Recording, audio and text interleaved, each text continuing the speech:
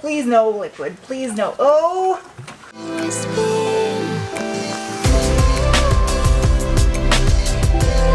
Hi, people on the other side of the screen.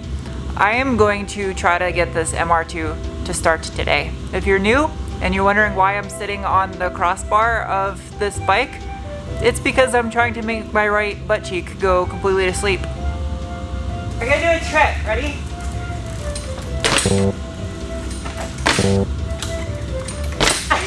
I'm bunny hopped. Ow. I was trying to get this MR2 to start up. I have the ECU unlocked and communicating with the car. I was here at the shop until 11 o'clock last night trying to figure out how to do it, and I just started updating firmware and drivers, and now it works. Now that I'm done making a complete ass of myself on the internet, let's see if I can do that some more. Let this thing boot up. It's a cheap computer. It's gonna take a minute. Zah. Turn on, you cheap piece of shit. So if I click this, okay, I'm in the ECU. Now there's no base map on this thing. I am not an engineer, so I cannot explain to you this in depth, but basically the way this works is the ECU is a computer without an operating system. No, it has operating system because that's the Link software that I'm looking at. It's a YouTube channel without a video on it. And I'm gonna load its first video. And I have no idea how to load a base map. Shouldn't be that hard. No. Open? Oh look! Base maps! Well, I actually have one. So it should be under downloads. Select yes. Typically when you would do something like this, you would have a tuner present with you, or you'd be at a tuning shop with your homies getting your car tuned. Let's hope I don't brick this thing. Oh wow, it just populated stuff. File opened and download successfully. Do you wish to carry out and store command? Sure, why not? When you put these MR2s in the run position, typically the check engine light illuminates until you start the car. And up until now, with this new ECU, it was not illuminating. I'm gonna look down and see if it is. It is! It's illuminated! That's a functioning check engine light. That means I wired something correctly. And my AFR gauge is reading, so that's good. I don't have a sensor though for my oil pressure and oil temp. I need to get a sensor. Do I have functioning coil packs? Yep, that's clicking. Cylinder 2? 3? Yep. Yep.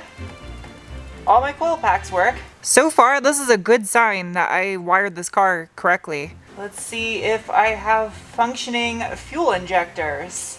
Injector 1? Yep. Injector 2? Yep. Yep. Injector 4? Yep.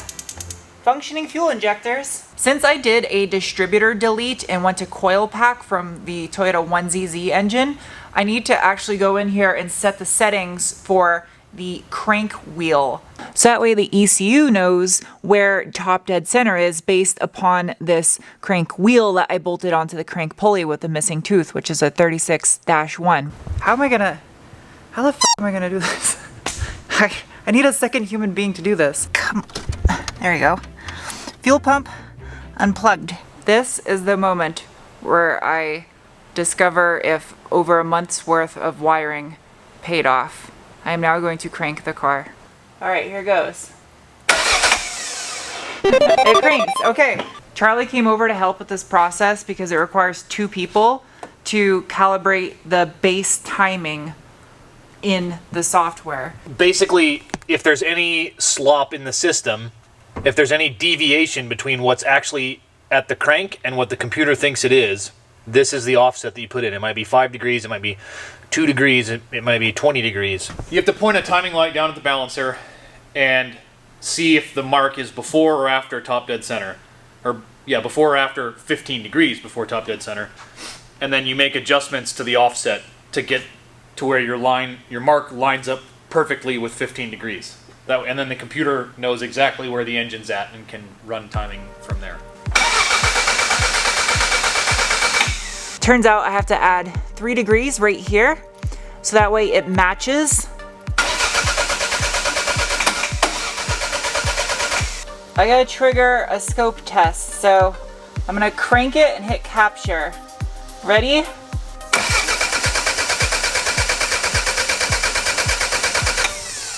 There we go, that's a good scope test.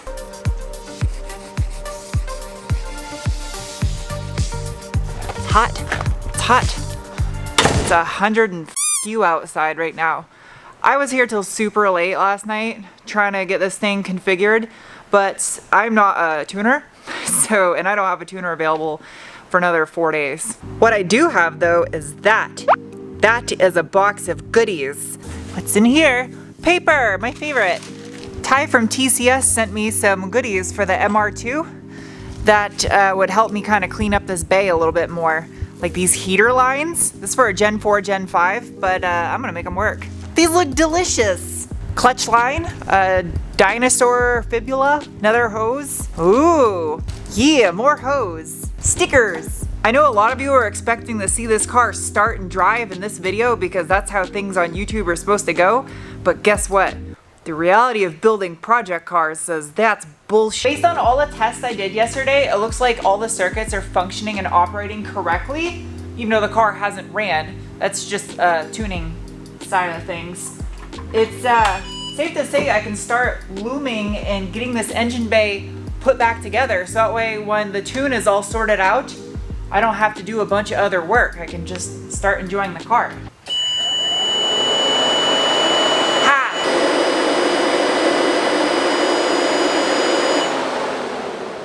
I look like a f***ing orange creamsicle on camera right now.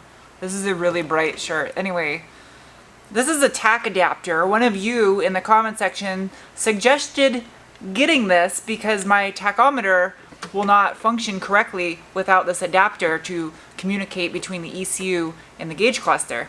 Let's do some wiring.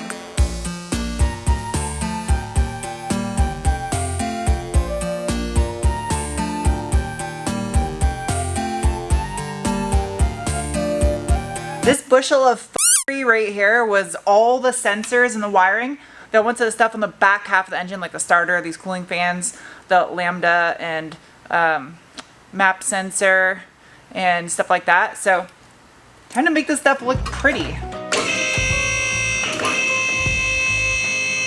I'm really careful about leaning up against this thing so I don't scratch it, and I was checking it out. The ceramic coating I put on here is doing a good job at keeping it swirl free. Going down. This right here is my mission, to make this look good. I really wish I had access to like dry ice blasting or something to clean this down here, because this is so caked on and nasty, nothing else is gonna get it off. I'm taking into great consideration when I'm choosing the path for all these vacuum hoses, the potential for chafing. I don't want any of these rubber lines rubbing on anything metal down here and then causing boost leaks in the future. So I gotta be really smart about where I route these. Something I'm sure aircraft maintainers can appreciate that I'm doing this.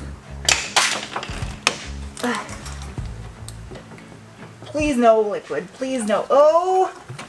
Ugh! I know that seems excessive to spend all this time routing vacuum hoses and wires, but that's what makes a big difference in drivability on a project car. And the sad thing is too, there are a lot of shops out there that fail to take the time to do this stuff when people drop off a project car to have stuff done to it, because it takes a lot of time, and time is money when you're running a business. Okay, that's what's up. That is what is up.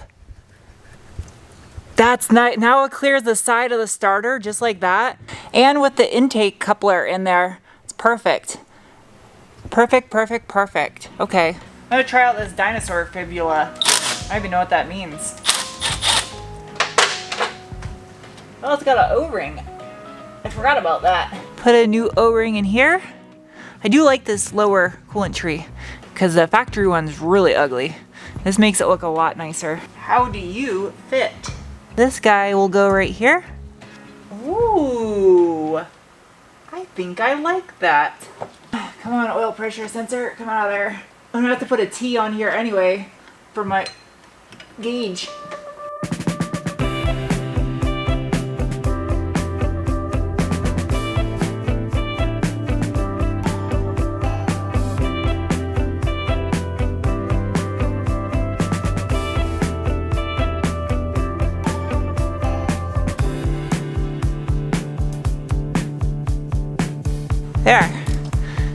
That looks good. What I have to do now is wire up this taco signal. Taco. So according to this, I just gotta run an auxiliary output to my Tack Adapter. And by the looks of things down here, I got aux 3, aux 4, and aux 6 that I could pick from. I don't really know where I'm gonna mount this. It doesn't have like a bracket or anything. Orange is aux 4. Well, these things are dull. There we go.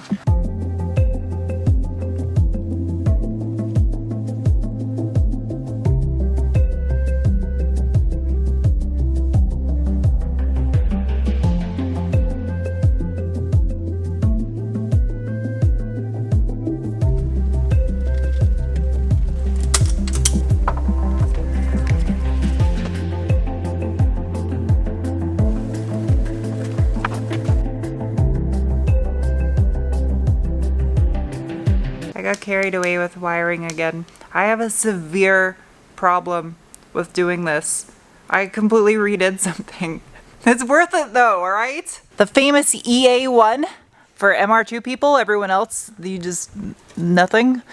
This is EA1, it's the link between the body harness and the engine harness, and I repopulated it again with more important wires now that I have the whole car wired up correctly. All the old circuits that used to go to it, for the most part, they were all fuel circuits, and some of the stuff for the old factory cooling fan and circuit opening relay. So I trimmed those all back into the harness, with the purpose being I'm trying to make this super easy to troubleshoot in the future, and I'm doing it OE style, the way it was engineered from the factory, just with a different computer and wiring now. And then this right here is the coup d'etat, which I have no idea what that actually even means, but it's a fully loomed harness. This goes to the bottom of the firewall, to like the map sensor and stuff, and the rest of it goes along the top of the transmission. Hey Alexa, what does a coup d'etat mean? Coup d'etat is a noun meaning a sudden and decisive action in politics, especially when resulting in a change of government illegally or by force.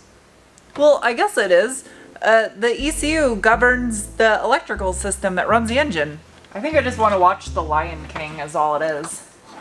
Alright, now to route this thing into its new home. I'm going to do this into 3 segments. The back half, the top half, and the intake manifold half. So that's why I kind of stopped right here. Plus it makes it easier to pivot this down into its new home. Why do I feel like there's an earthquake happening? This is so difficult. I should be wearing gloves so I don't mess up my nails. Oh, it's stuck. And just like a factory harness, this thing is tight.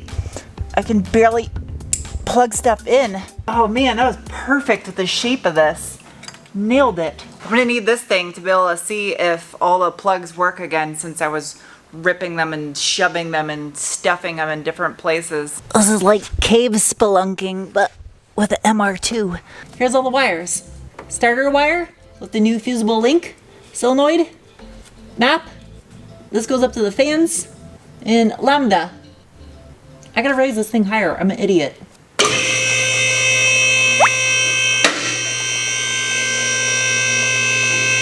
I forgot, I still gotta make one of the ends of the map sensor down here. That is super close. Man, everything is so tight down here.